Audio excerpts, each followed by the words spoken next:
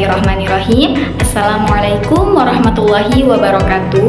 Kembali lagi bersama saya Delima Safarina dengan NIM 132310415 dari Program Studi Pendidikan Guru Sekolah Dasar kelas 23 B2A Weekend.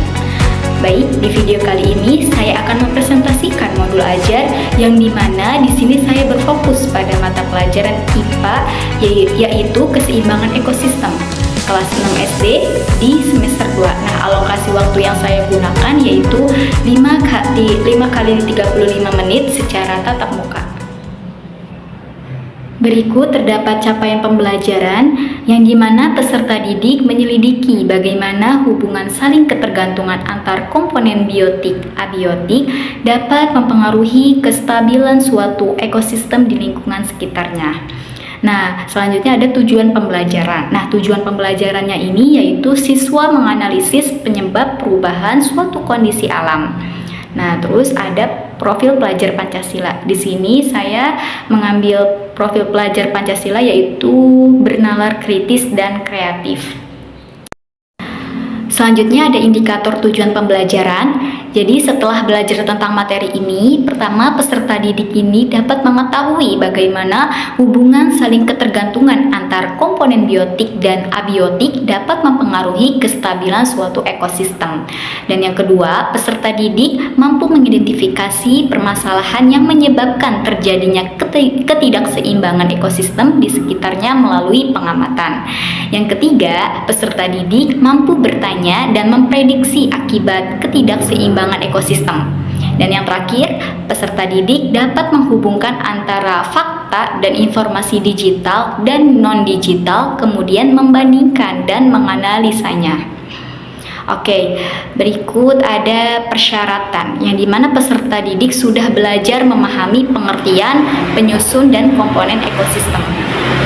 Nah, selanjutnya ada metode. Nah, metode yang saya ambil dari mata pelajaran ini yaitu ada diskusi, eksplorasi, presentasi, nature study, dan refleksi. Nah, untuk sarana dan prasarananya, lingkungan di sekitar sekolah dan masyarakat. Nah, untuk medianya yang saya ambil yaitu ada buku, video, buku dan alat tulis, LKPD, kertas manila atau asturo, spidol besar, potongan kertas kecil-kecil, dan yang terakhir yaitu selotip atau sticky note.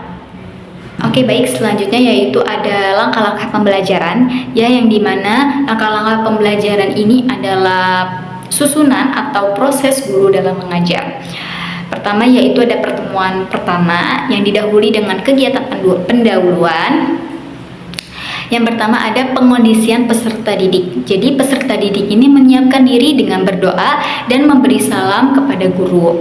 Terus guru menyapa, mengecek kehadiran, dan menanyakan kesiapan belajar peserta didik. Nah, untuk yang kedua yaitu ada apresiasi dan motivasi. Jadi guru menunjukkan gambar ular masuk rumah.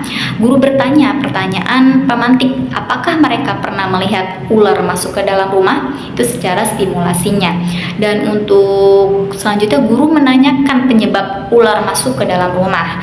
Nah, guru memantik siswa dengan menunjukkan gambar slide before dan after lokasi di sekitar sekolah yang sebelumnya masih hijau, banyak sawah, dengan kondisi sekarang yang banyak bangunan. Kemudian mendiskusikannya, yaitu yang dinamakan dengan mengidentifikasi masalah. Dan untuk yang ketiga yaitu penjelasan tujuan belajar, skenario belajar, dan cara penilaian. Ya, jadi guru ini menjelaskan ke siswa tujuan belajar, skenario belajarnya, dan capaian penilaiannya.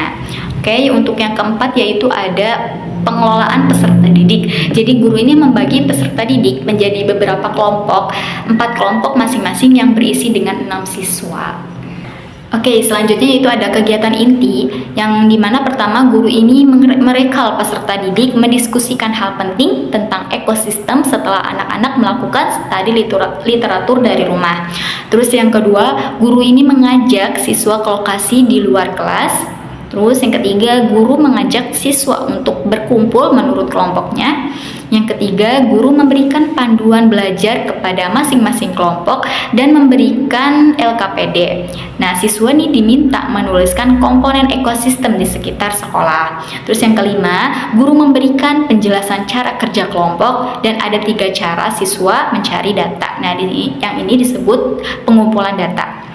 Oke, selanjutnya yang keenam yaitu ada masing-masing kelompok berpencar sesuai pilihan cara mencari datanya. Nah, untuk melakukan pengamatan atau studi literasi dan diberi waktu untuk mencatat atau mengisi hasil pengamatan pada LKPD. Yang ketujuh yaitu guru membimbing siswa selama pengamatan di lapangan. Jadi selesai pengamatan, siswa disuruh berkumpul kembali untuk mendiskusikan hasil pengamatannya. Nah, hasil pengamatan diolah dan disajikan bisa dalam bentuk tulisan atau poster. Nah, ini disebut dalam pengelolaan data.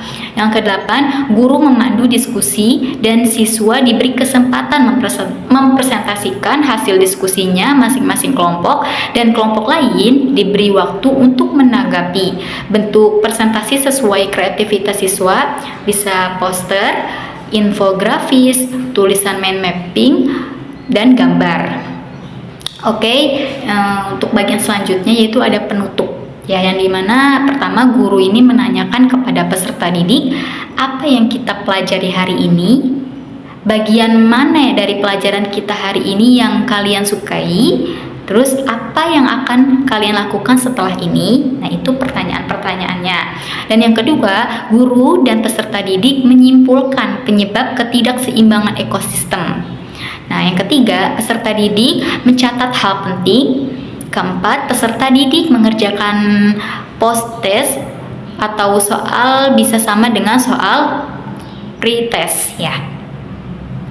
Terus yang kelima, guru menyampaikan pembelajaran untuk hari berikutnya dan meminta peserta didik membuat tugas rumah berkaitan program pencegahan perubahan kondisi alam yang terjadi di sekitarnya. Terus yang keenam, guru mengakhiri pembelajaran dengan salam dan mempersilakan ketua kelas untuk memimpin doa. Nah, yang selanjutnya ada asesmen diagnosis kognitif, yaitu ada kisi-kisi pertanyaan. Oke, terus ada pertanyaan diagnostisnya juga ya, teman-teman bisa dilihat. Oke, yang ketiga ada kunci jawabannya. Nah, untuk selanjutnya yaitu ada teknik penskoran ya. Terus ini selanjutnya lagi ada penilaian hasil. Ini nama-nama siswanya. Terus ini asesmen non kognitif, dilambangi dengan emoticon ya. Teman-teman bisa perhatikan. Nah, oke, untuk yang selanjutnya yaitu ada asesmen formatif penilaian pengetahuan. Pertama ada LKPD siswa. Teman-teman bisa dilihat LKPD saya di sini.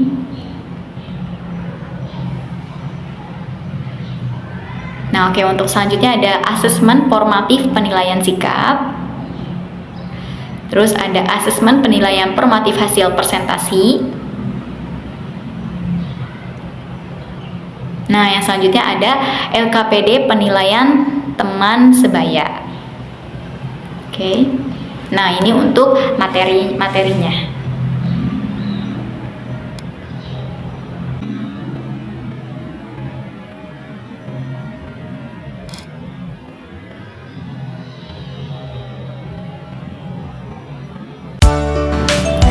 Oke, baik, mungkin itu saja yang dapat saya paparkan dari modul ajar yang barusan saya tampilkan.